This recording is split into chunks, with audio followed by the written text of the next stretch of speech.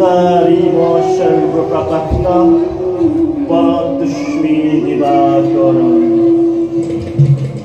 ওম সূর্য দেবায় নমঃ।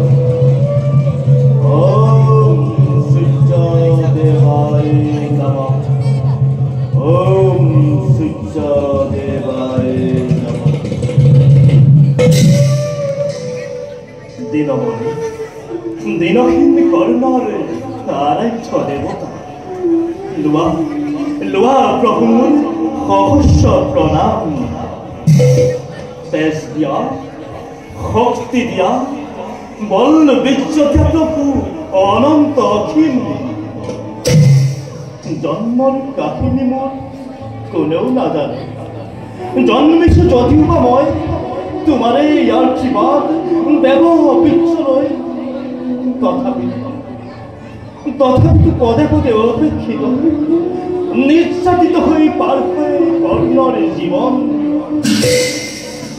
ব্যক্তি তুমি দিব্য জ্যোতি উজ্জ্বল মাতৃন্দ, উদ্ভাবিত হয়ে বিশ্বপ্রভু তোমার জ্যোতিরে।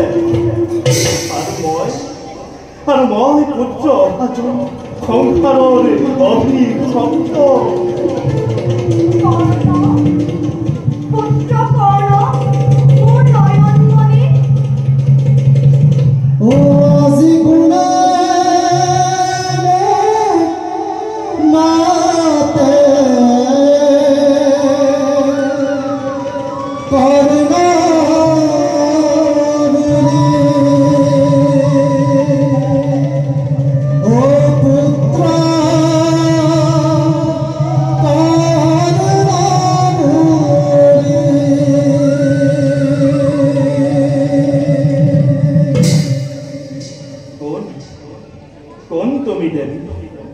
আসম্বিতে উপস্থিত হই উচ্চ বলে খুনা রাখি মুখেরে মধুর বচন।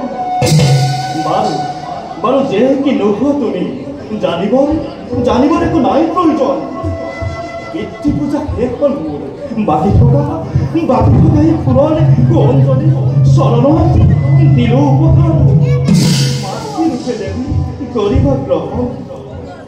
লোৱা পুত্ৰ, হিয়া ঘৰে আশীৰ্বাদ কৰ, কন্তি মই পাণ্ডৱ জননী।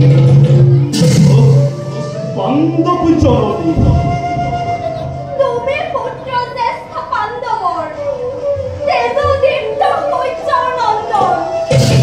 কন্তি মই সঁচাকৈ জননী তোমাৰ। অভাগিনী কন্তিয়ে তোমাক বিচাৰিছে, ল'ব আজি মুখ ধামনি।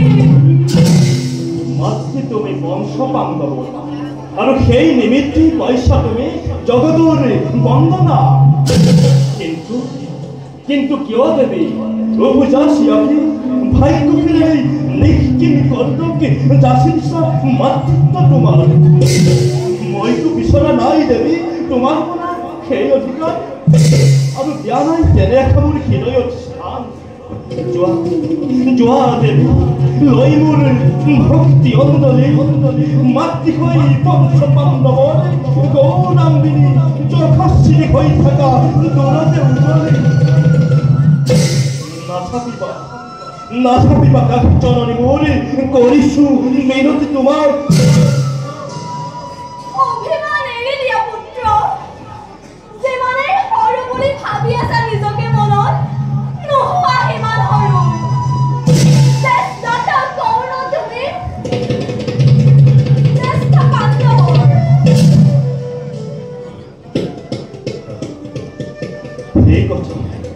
এই কথা কোনেও নাজানে মাতৃ, আৰু নিবিচাৰো মই আজিও জনাব।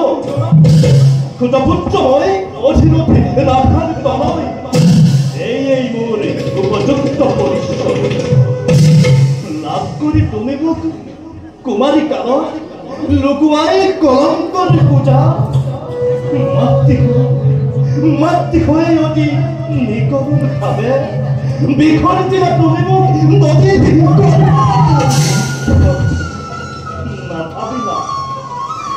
নাভাবিলা জননী খেলি দিলা অলপো মনত। মাতৃ হৈ নিজ হাতে ৰাজ্য কি বেহেৰে কি শাস্তি বিঘ্নাই উৎপক তোমাৰ ভুল মোৰ, দুখ মোৰ কৰিছো স্বীকাৰ। নোকোৱা কলংক মোৰ উচ্চ কণ্ঠে জগতক কৰিম প্ৰচাৰ। তার বাবে যে মাতৃ আজি বহুত পলম হল, তথাপিতো দুঃখময় নিদিও তোমার। দুঃখ মোর নিজে অধিষ্ঠর। মোৰ পুত্ৰ চিৰ ভাগ্যহীনা। নতুকিবা সকলো জননী পুত্ৰ হৈ মাতৃৰ সকলো চাব মই নোৱাৰো স্থিৰ হৈ জননী। এতিয়াও যদি কোৱা দিবলৈ সত্য পৰিচয় পঞ্চভাতে আহিবলৈ। যুধিষ্ঠিৰে আঁঠু ল'ব তোমাৰ আগত। শ্ৰেষ্ঠ তুমি পঞ্চ পাণ্ডৱৰ। হস্তিনাৰ ৰাজসিংহাসনৰ সহজতেই হবা অধিকাৰী। নালাগে মাতৃকে কিমানে সৌভাগ্য। মত্যৰ মানৱ মই নহওঁ স্বৰ্গৰ দেৱতা। নকৰিবা জননী, নকৰিবা অংকন মোৰ আগতে সৰবে নন্দনৰ ছবি। কৰা নাই হাবিয়াস পাণ্ডৱৰ জ্যেষ্ঠ হবলৈ। দুৰ্যোধন মহামিত্ৰ হিতাকাংক্ষী মোৰ, যাৰ কৰুণা বলন লাভ কৰি ৰাজপদ অতুল সম্পদ। সমাজতে লভিছো স্বীকৃতি। আৰু সেইবাবে গৌৰৱৰ হিতাকাংক্ষী হৈ ভাৰত যুদ্ধত মই অস্ত্ৰ তুলিব। নালাগে দৈব্যবল মোক নিবিচাৰো মই ভাগ্যৰ সহায়। আছে মোৰ পুৰুষত্ব কৰা ইয়ত্ত হৈ, আৰু তাৰ সহায়তে এই জগততে অধিকাৰ কৰিলাম নিজে ৰাজ্যস্থান। কোৱা পুত্ৰ, কি ভৰসা আছে তোমাৰ কথাৰ? সেই মহাবীৰ তোমাৰ হাতত পাণ্ডৱৰ হ'ব জানো নিষ্ঠাৰ? অৰ্জুনহে একমাত্ৰ প্ৰতিদ্বন্দ্বী মোৰ, কৰিছো প্ৰতিজ্ঞা মই অৰ্জুন বধৰ। বাকী পাণ্ডৱৰ তোমাৰ কোনো অনিষ্ট নহব জননী। তুমি প্ৰতিশ্ৰুতি তোমাৰ সন্তোষ লভিছো মনত। কিন্তু পুত্ৰ অৰ্জুনো নৰবনে জীয়াই? সেই কথা কোনেও নাজানে। থাকে যদি অৰ্জুন, নাথাকিব এই কৰ্ণ জীয়াই। কিংবা থাকে যদি এই মহাৰথী কৰ্ণ, অৰ্জুনৰ নহব নিষ্ঠাৰ। সেয়ে জননী, তথাপিও কওঁ মই তোমাক, চিৰদিন ৰবা হৈ তুমি পঞ্চ সন্তানৰ মাতৃ। হয় যদি বিধি নিপিতেনে কোনে হাই কৰিব খণ্ডন? অভাগিনী কন্যে বল, কাঁদোতে কাঁদোতে তোৰ জীৱন যাব। পুত্ৰ কৰ্ণ আহিছো, এতিয়া থাকে যেন প্ৰতিশ্ৰুতি মনত তোমাৰ।